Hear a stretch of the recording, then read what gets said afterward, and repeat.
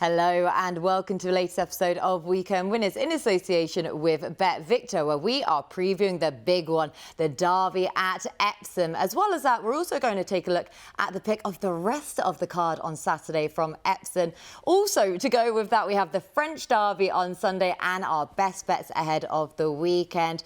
We have a few more price boosts just to include as well in that. So loads to look forward to. And I'm being joined as ever by Declan Rix and Sam Boswell. Deck, how's your week been? Yeah, been good. Been busy as ever in this industry, but yeah, looking forward to it.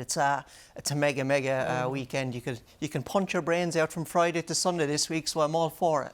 And we probably will be, won't we? But Sam, of course, we had our hat trick brought up last week with Brazilian, so that was fantastic for the team again. Yeah, it was nice, wasn't it? When we combine, our strike rate's going back up through the roof. I think we're at 70% now, guys, so no pressure. The same weekend Little Big Bear won last year, wasn't it? So maybe it's our annual winner. That's our annual winner together, yeah. Our annual hat trick that got brought up. Wait till Lethal Levi comes back again, then, and we'll soon bring our average down once again, then for the three of us agreeing. But hopefully we will have some agreement again on this week's show. But before we get stuck into the action, a reminder as ever to please do gamble responsibly. Our tips are not guaranteed to win, but we will still do our best to point you in the right direction. Right, we begin with the big one itself, of course, the Group 1 at Betfred Derby over 1 mile 4 for the 3-year-olds. Of course, no geldings allowed in this contest. Now we have City of Troy heading the way 3-1 though. Now this price has just been fluctuating throughout the week. Los Angeles, of course, the market support came for him earlier on at 7-2,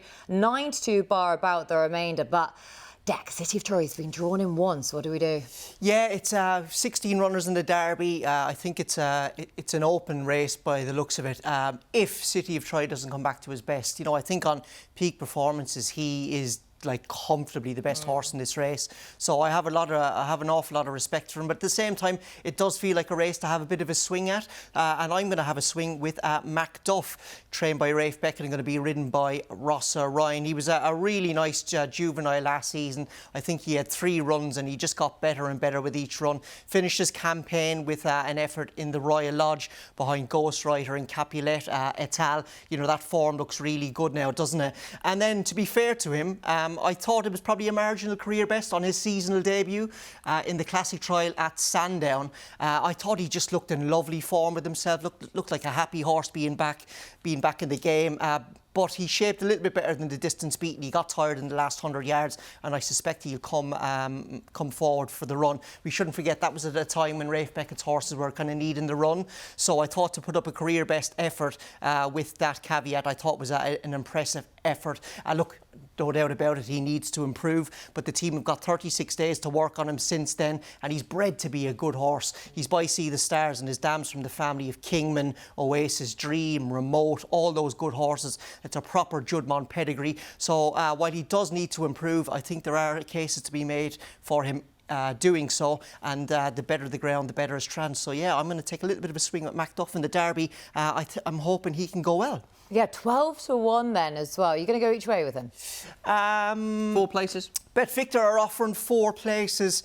Maybe, yeah, maybe. We'll see. At the moment, I think it'll be a win-only bet. We'll see. It's competitive stuff. It is really competitive, but I'm pleased that you said about the pedigree side of it, because we obviously associate the Derby with it going to blue-blooded horses more than not. We've got a few suspect pedigrees in line with that sort of angle in this year's renewal. So, Sam, it's kind of made it difficult to weigh up basically the entirety of this year's Derby.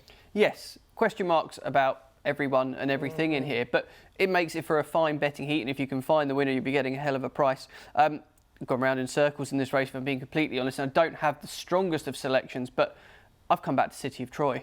I know he's going to have to overcome what was a absolutely dreadful run in the 2000 Guineas, but we saw last year with what happened with August Rodin. I know that run probably wasn't as bad. The draw in 1, you've already mentioned, it's not ideal, but this is a race over 1 mile 4, and given the issues that occurred at the start when we talked back through that Guineas run, I actually wonder if we're going to see a change of tactics here. most of his runs last year obviously came very much prominent to the fore. But maybe actually we're going to have to see a bit of a change here. Dec, you're a bit of a pace man. Where do you see it coming from? It's interesting. I think that the real pace horses in the race are actually drawn in 1 and 2. I think Sadati's drawn in 2 and he'll go forward. So I actually was looking for a horse that was drawn kind of low to middle ideally, and that suited my horse MacDuffo, I think, is in 7. But yeah, it's interesting to see how it plays out. It's because I don't think that there's ever been a winner from stall 2 either, and there's only been 2 winners of the Derby from stall 1, obviously where City of Troy is. Yeah, they are most recently, but you have to go back quite a while. Was it to 1990 or about then? Yeah, but you know... No, it wasn't. It was Adyar won from stall 1 not too far. Before that, yeah. It was a good while ago. But then you've got to think, if we're specifically talking about Derby draws as well, you know, you've got to go back through the data. How many of them were actually sub 20 to 1 shots that were drawn in those stalls? And I get it. I would rather have a better draw for City of Troy. I also think the big thing for him, his price. I think he'll drift. I think you could get as big as 9 to 2 on the day with him. I'd be surprised if he goes any shorter than he is there. The others in the market towards the front I want to take on. Los Angeles, just not sure on him at that price. I think he's a bit of a big horse. Not sure if Epsom's going to suit as well as everyone thinks. Ancient Wisdom, I think the ground's going to end up a bit too dry for his chances. I think he'd have been one of those that would have relished it if we'd got those showers that they missed yesterday and Friday. Looks like it's just going to be very sporadic. I think this will be run on good ground. You go back through Ambient Friendly, I can't knock too much. I thought the Lingfield run was very fair, but you're starting to really find issues with a few. So for me, I've circled all the way back round, and City of Troy, I think if I can get 4 to 1, 9 to 2, I just think he becomes a bet. I would be interested at him at that price as well. You know what I would be interested in him at that price, though? Win and place lay. If he plays out again. Yeah, that's an interesting way of That would playing probably it. be my way. In case he is a mould of August Rodin, then that he's either going to blitz these, like you said, Dec, that he's going to be the best horse by quite a long way, or we're going to have the fear of him blowing out because it was so bad to be too bad to be true. Almost prefer the fact that it was so bad from him last summer, rather than if he was just middling and running into a place. And you say, well, he's probably given his running. And I actually, looking back at the replay of the Guineas, I forgot how much of a galloper he is. Yeah. You know, he really looks like he's going to be excel over at least 10 furlongs, maybe even 12. Yeah, so we'll see then about City of Troy. That's my way to play him, though. But main play for me is going to be Ambiente Friendly, who, of course, has been the subject of a lot of contention in terms of the jockey bookings course this week. I just feel sorry for Rab Havlin because he's been getting absolute pelters this week. Stats thrown at him left, right and centre. But it's like he's just taking his golden opportunity, and he's a fine jockey. But I just don't understand why you would change a winning formula that we're seeing here at Lingfield. So impressive. And in this, Callum Shepherd got him so well balanced down the hill on the run into the home straight, and he got him settled enough as well, which has always been an issue for him. But I almost like the fact that he is so in your jockey's hands, because that run up the hill from the gates to the first bend is probably as crucial a part of a derby as any other nowadays. You need a horse that carries you there, so he'll do that. And contrary to his pedigree and what he'd shown previously, he actually stayed that trip really well. The form going into the race, I hated that race on paper. I said, whatever happens here, I'm not going to be following this form. However, I'm having to eat those words and take Ambiente Friendly in isolation. And in a very confusing race, he's not a straightforward horse, but he's almost the most straightforward play in the race. So it's going to be Ambiente Friendly for me, 6 to 1 Dec. It's going to be the Sun to See the Stars for me, Macduff. And Sam. City of Troy, redemption awaits. Redemption awaits a horse that is definitely going to divide opinion then, but that is our look ahead to the Derby. Let us know in the comment section below who you fancy for the biggest race on the flat of them all. Right, we move on to the 235. So we're skipping back earlier on to the card. This is for the Group 3 Diomed Stakes for the 3-year-olds and over a mile and half a furlong at 235. A fascinating little puzzle. I mean, the betting can't really get a handle on it either. 100 to 30 the field. Highland Avenue's now found himself at the head of it though, Sam. Yeah, and I don't like him as a favourite, if I'm being completely honest. I think the additional penalty he's got to carry isn't going to be in his favour, and a couple of runs this season still, to me, are a bit below what I'd want to see for a favourite in a race that is really competitive here. We've got some good old names, the likes of Regal Reality, but Investo for me was where I came down. Interesting. Roger Varian, any ideas where his best track is in terms of profit? I'm going to guess Epsom. I'm guessing that's a leading question. You're guessing wrong. It's Wolverhampton. Stitched us right up there. A very close second is Epsom, and he seems to be able to deliver horses on the big day, and that's what the record would suggest. And this horse, for me, came onto my radar when second to Nostrum, I think, last year. And then we're seeing the run in France here. I really like this horse. I think there's a lot that you can kind of make a case for here. I think, again, the ground's going to end up suiting him better than others in the field. And I know one of my two colleagues here really likes him as well. So I'll leave a bit of meat on the bone as to why I think he's a good bet for somebody else to tee up. And you've got a 50% chance of which one of us it's going to be, Dex, so take it away. Yeah, I'm with Investo as well. I think Sam has summed up the race nicely there. I want to be against Highland Avenue, although I do love him. He's a lovely grey horse, but it's going to be tough for him under a penalty. And his form wasn't great in Maidan as well over the winter. So I just thought Investo could go forward. He's going to sport a first-time hood with James Doyle back riding. I thought he made a nice comeback in the Earl of Sefton at Newmarket earlier in the season. He was heavily punted that day. I think he was backed from 4s into 7-4 in the morning, then had an SP at 2-1. So they clearly expected him to run very well. He shaped well. Maybe he needed the run and a combination of he didn't stay, but we shouldn't forget that came at that meeting at Newmarket where there was a big tailwind, and hold-up horses at Newmarket in general do struggle, and he was free, wasn't he? Yeah, he was a little bit gassy. Maybe the first-time hood is going on as well, so hopefully that will settle him. I do think he's a kind of grinding miler. I do think he stays a mile well, so I hope Highland Avenue goes forward and Epitetus keeps him honest on the front end and just turns it into be a good test over the trip. He's a son of Roaring Lion. I'm absolutely desperate for one of these horses to mark themselves out as a Group 1 winner at 3 or 4, just so we can carry that bloodline through, because he's obviously no longer with us, and in this first crop it looks like he was going to have the makings of a wonderful stallion. So maybe this is the horse to do it, and this is going to be the kickstart to his big 2024. But I'm also with Investo. Both of you two then in agreement. Knew it wouldn't take too long after we all disagreed in Derby. Investo 4-1 for the pair of you two. Well, I may as well disagree then. Regal Reality, last year's winner for me. To uphold that form. Kate loves her rose, doesn't she? She loves the old boys. I know. I'm just praying. My main concern is the weather. We know that this horse, we're just watching him now, that he goes so well on a sounder surface. Now, this was on at Chester, where I thought this was a fine run behind such an impressive winner, of course, as well, than in Passenger. So really, really likeable and a good form line to follow as well. But it is just for ground concern for him because, of course, of all the rain that we've had around, but we're due a mainly dry day on Friday and on Saturday as well. Temperatures getting up to about 20 degrees, but I'm hoping that Epsom will dry out in the usual manner that we tend to expect from it. So if it's quick enough for him, I think he can get back-to-back wins in this race. And he's coming here in much better form than he did last year. The RPRs in his 2 runs this year, after he really needed that reappearance run last year before taking this race, have been way higher and right up with his career best. Yeah, so he's a 9-year-old. The fact that he handles the track as well is a big plus. But the only worry, he was high on my short, he was number 2 on my list, but the only thing I was worried about him is he's drawn at 8, which is the widest gate of all. And sometimes horses who are drawn in the widest gate can be slow away. And he was very slowly away at Chester last time, wasn't he? He kind of made life very tough for him in the first furlong under Safi Osborne. Chester wasn't great for him. Chester was not great for him there whatsoever. But I think because he's an old rogue, I think these kind of switchback tracks, they really probably engages his brain a bit more. Yeah. And just probably brings the best out of him. But the fact that he handles the track is a big Oh, course form's huge. Epictetus is another one of those that I'm expecting a few people to be having nibbles on because of that course form. But Regal Reality for me, you two both with Investo. Team Investo, baby. Team Investo having a wonderful time over there. Well, hopefully they won't be having a wonderful time when Regal Reality comes and stuffs him then in the closing stages. Now, before we move on to our next race, a reminder to like and subscribe to the At The Races YouTube channel so you never miss an episode because, of course, we have weekend winners coming your way every single week. Do you think we'll get nice comments about the fashion this week? Me and Sam have made an effort. A pair of you two have made a right effort. Yeah, exactly. I won't ask what charges. Getting absolute belters a couple of weeks ago. I'm not ironing shirts and whatever, so here we go. Iron shirts, gone matching. Yeah, you two looking like a dynamic duo. Yeah, so far tips do the same thing. Oh, here's hoping so. But yeah, exactly. Any comments as well then on the from the fashion police will always be welcome.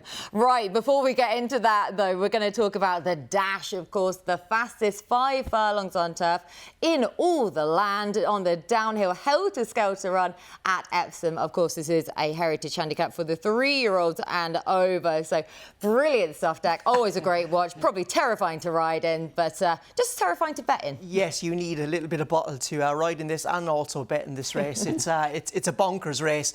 Look, I'd be lying if I said I had a really strong opinion here, but I thought Democracy Dilemma could go well for Ross Ryan. I'm putting up a lot of Rossa horses this weekend. I hope he has a... that's it. I hope he has a good Saturday. But he's a likeable horse. He's a horse blessed with an awful lot of pace. He's run here at Epsom and he's got plenty of form at tracks like Epsom, Chester, Goodwood, all those kind of quirky tracks. I think it brings out the best in him. This was another good run. To be fair to him, he's progressed again. The Robert Cowell team have got more out of him, and he was just chinned late here by the horse on the right-hand side in the grey hat there, Jumbie.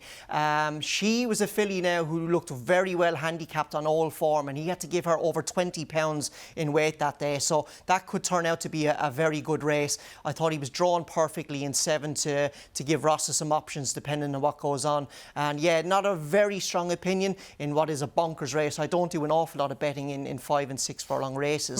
But I thought this could go well for a training Robert Cowell, who does really well with his sprinters. Oh, really well, doesn't he? 7-1 then, Democracy Dilemma for Deck. Sam, who'd you like? You mentioned the draw, Deck. I always assume with the dash you want an extreme. Looking back through, I think it's the draw winners come from 5, 10, 13, 2, 16, 1 going back through it. But do you think with the smaller field that stat might just be a little bit thrown out the window? Yeah, look, this is a hard race to get a handle on because the gates are so important, and he's actually been a horse who's struggled at the gates in the past, but he wears a hood going in and the jockey needs to be on his mettle. But because the gates are so important, early speed, you need to hit them quick, and there's plenty of those in here. Right, you've teed me up beautifully because the gates were the biggest issue for Live in the Moment going back 12 months ago. Yeah. If we remember rightly, the stalls opened momentarily slower than they should have done for him. We're seeing him in action at Doncaster. This is where he finished 4th over 6 furlongs last time out, which is just, I think, a little bit too far. Held every chance here, but again, I just think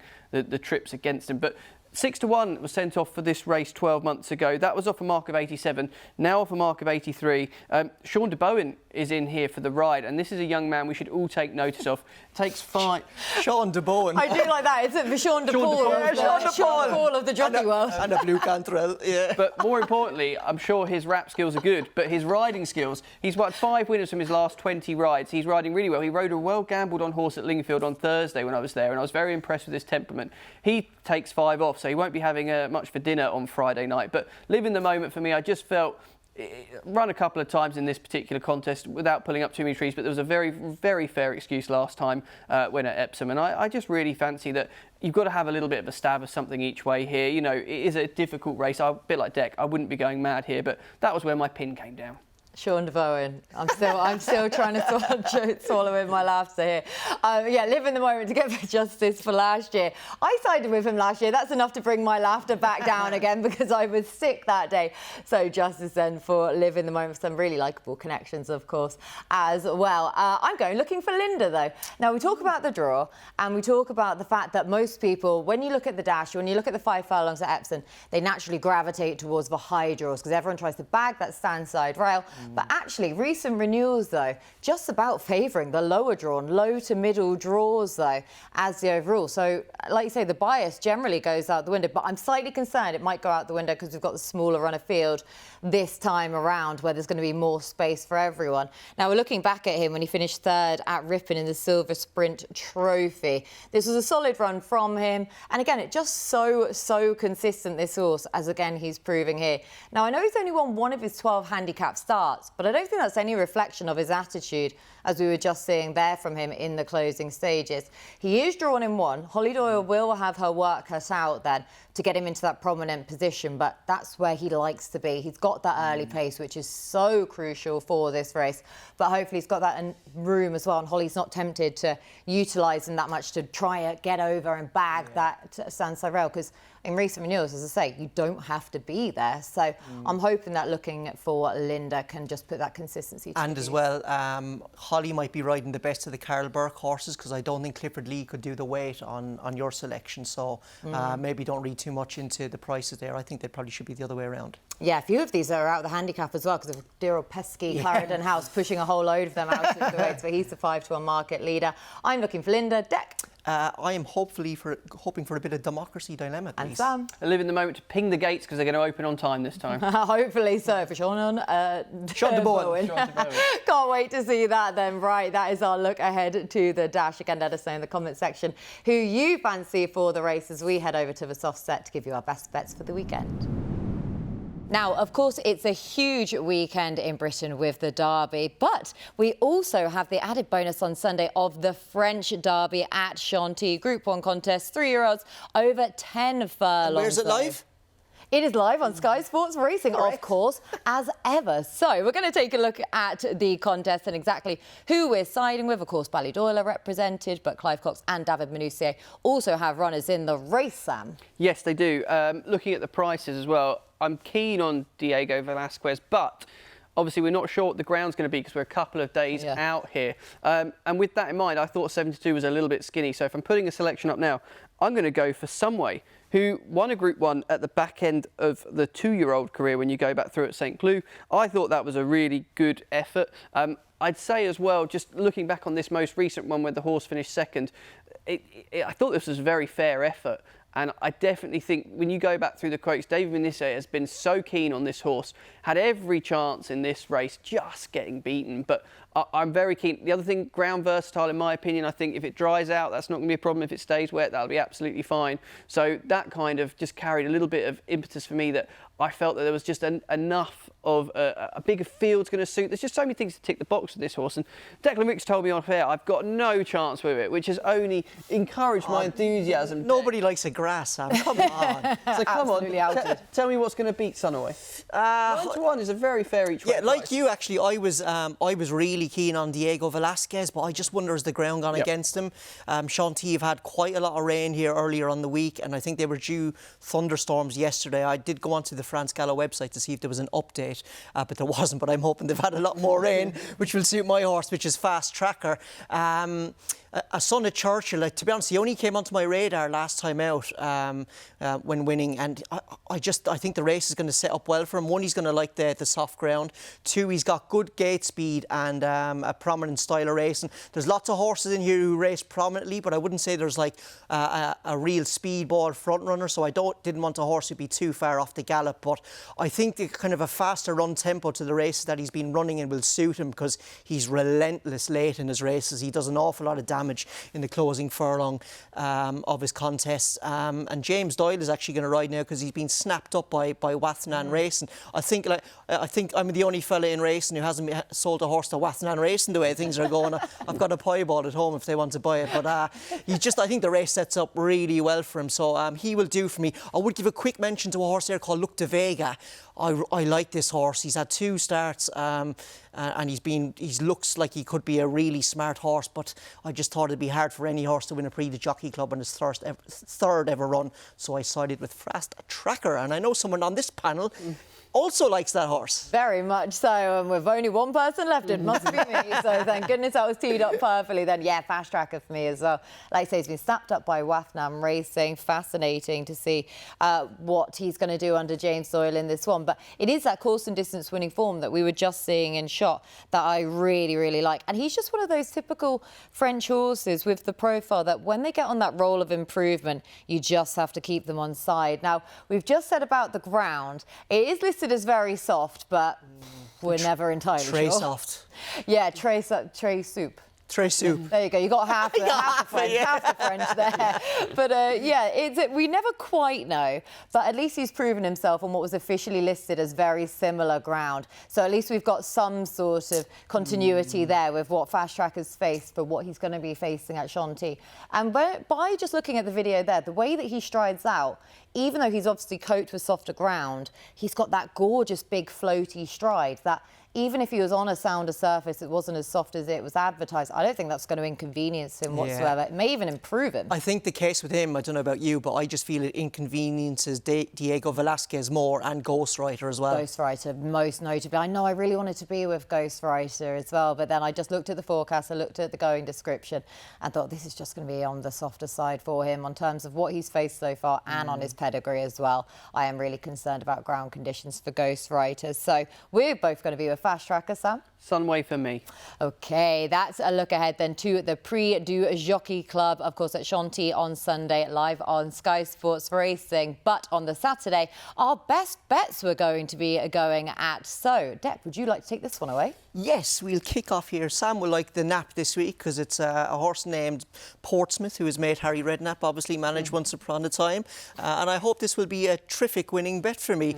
He's a horse with course form, won here 2 starts ago, and then last time out he was second at Goodwood. All his recent form has been working out extremely well. I hope with the course form in the book and his form working out, he still could be well handicapped for a top team in Andrew Balding and Oisin Murphy.